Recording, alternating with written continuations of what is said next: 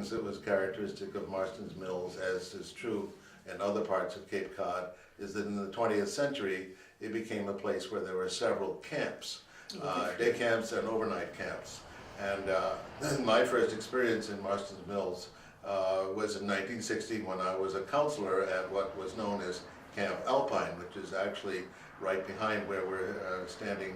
I would say one of my favorite spots is at the lakeside there and looking at the panorama, both left and right, because you have really 180 degrees of water view and the memories of children and counselors and fun in summer.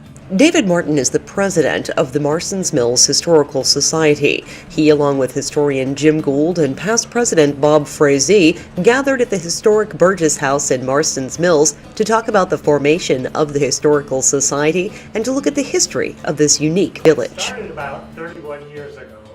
A group of veterans from the Second World War got together, and they were saying, you know, we really ought to preserve some of get some pictures of Marstons Mills. Nobody had ever recorded anything about the history. No book had ever been written about Marstons Mills. So they got together and started the Historical Society. It was fairly soon after that Barbara Hill, a resident here, decided that we needed to record the actual stories of some of these old-timers, and she made a wonderful collection of oral histories. That's really the way it began. The society has evolved in multiple activities now, projecting an upcoming house and garden tour for next year, published a book that Jim was co-author of. We've had a number of different activities where people have participated, and the Oral History Project is alive and well and proceeding with new interviewees. So that has become a very active society. As the title of Marstons Mills indicates, this was an industrial center, one of the biggest ones on Cape Cod. It started out with a grist mill. There's a wonderful river, Herring River, where the herrings still run up to the Mystic Ponds.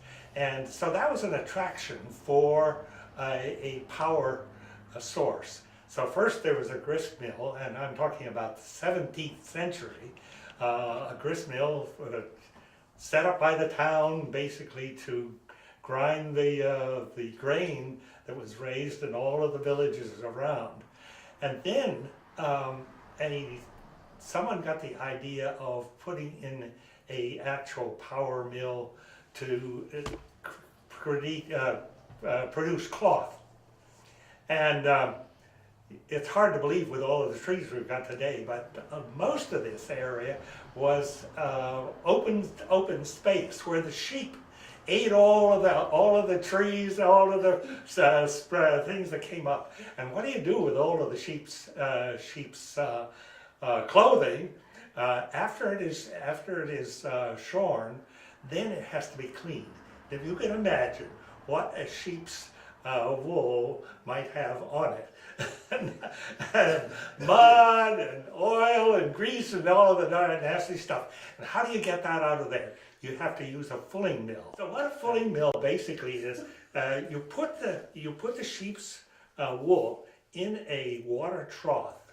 So you're going to have a lot of water running through to do this, and you put in some fulling earth. Fortunately, there's fulling earth here on Cape Cod. I can't tell you the composition of fulling earth, but basically it's a kind of a soap, a detergent. And so what this does then is to break down the fat and all of the stuff like this. But you have to pound it into this. And so these big hammers, they weigh several hundred pounds, made of wood, were rigged up to a water wheel, so that they had alternate thump, thump, down on the sheep's wool. And this drove the dirt and the stuff out of it. And then the sheep's wool would be strung up in lines you can imagine along the river here, strung up like a clothesline, all of the sheep's wool. Very soon after that, they decided that they should go into the making of actual cloth, and so they turned the mills into actually spinning the wool. So, and the final thing was, it's been over 2 centuries. The final thing was making sort of matting. So there was a whole range of different manufactures that were done here on the Marstons Mills River. Actually, the biggest farming enterprise is cranberries. We have one of the biggest cranberry productions on Cape Cod. It's not the biggest, but the reason for this is that Abel Goodspeed, the cranberry king that really started the cranberry business in America, came here and was looking for some large-scale production. They were doing this on little tiny lots of 1, 2 or 3 acres. And what Abel Goodspeed decided to do was to take some of these big marshes, and basically Marstons Mills is a big swamp. If you come right down to it, the Mills River runs up through long areas of swamps, which were used for salt hay. Actually, they were very valuable properties. But he decided that these were ideal for cranberry production, and he is the pioneer of large-scale cranberry production in America. Later on, he found there were bigger swamps on the mainland, but he really started here. So we've got, and they're still operating.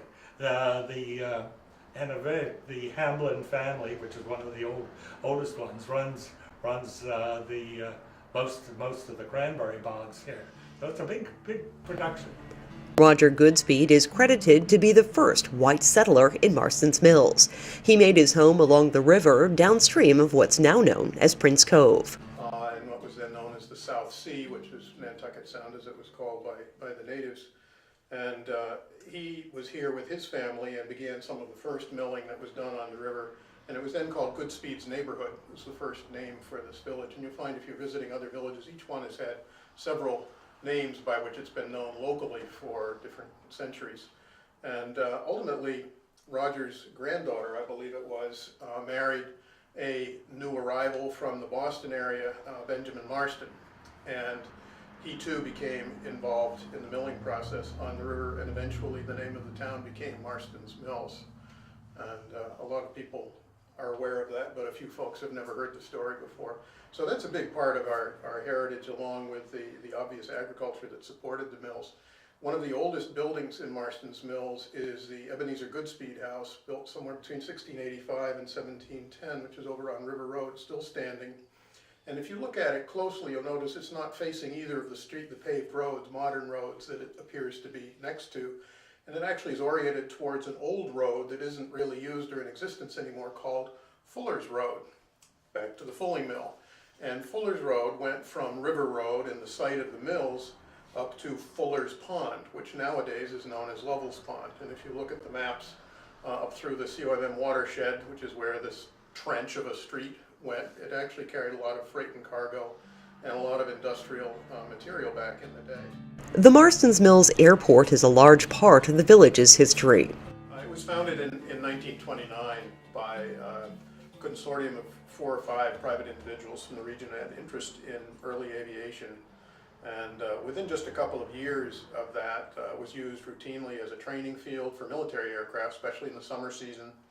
And one of the gentlemen associated with that was named Crocker Snow, who had a summer home on Buzzards Bay, lived in Ipswich, also had a gunning camp out on Muskeget Island off Nantucket, and had close either relatives or friendships with people in Oyster Harbor in Osterville. And he acquired, and others acquired rights to use the airfield, and he operated a training operation called Skyways, flight school there for 2 or 3 years, and trained new pilots. And there's some wonderful stories about how he did that. In fact, he had a challenge whether he could get one person to solo in a day, and he actually managed to do it without killing anyone. He was also the founder of many early aviation landmarks in time. He was the first chairman of the Massachusetts Aeronautical Commission, for example. He had a very distinguished military career that went right on through World War II and his association with the B-29 flights over Japan near the end of the war. And within the last 2 years, 3 years really, thanks to a process that was begun by one of our past presidents, Kevin Galvin, who sadly passed away about 4 years ago, we are, as a historical society, recipient of a number of artifacts from Crocker Snow's personal collection. And some of these are exhibited at Barnstable Municipal Airport in the public open space of the boardroom. Others are occasionally exhibited at the little showcase in our library here in the village. And we hope at some point to be able to go through some of the other items that we have and make better use of them. But they include some large format black and white photographs that were made during World War II from the B-29 flights. And we also have some huge 16mm movies that we think may be military aviation. But we'd also invite people to come to our monthly meetings and just look us over and experience some of the interesting things we discuss. And we meet on the third Tuesday of the month in the Marstons Mills Library from September through June. So 2 o'clock in the afternoon. 2:30 in the afternoon. Thank you very much. So that would be something we would welcome people to come to.